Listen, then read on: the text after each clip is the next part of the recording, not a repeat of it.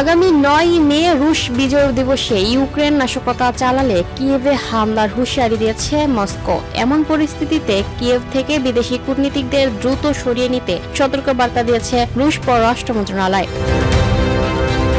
রাশিয়ার বিজয় দিবস উদযাপনকে কেন্দ্র করে নতুন করে উত্তেজনা ছড়িয়েছে। এই উদযাপন বাধাগ্রস্ত করতে ইউক্রেন উস্কানিমূলক পদক্ষেপ নিতে পারে বলে অভিযোগ করেছে মস্কো। এমন পরিস্থিতিতে কিয়েভে বড় ধরনের পাল্টা হামলা চালানোর হুঁশিয়ারি দিয়েছে রুশ পররাষ্ট্র মন্ত্রণালয়।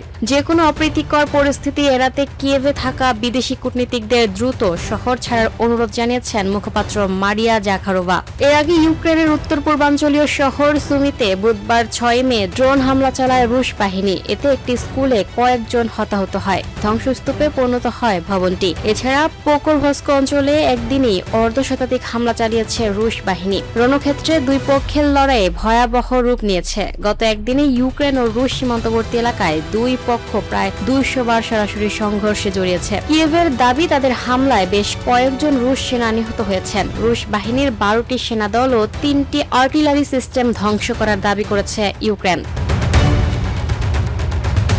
Lucky Akter, up to date news, Dhaka.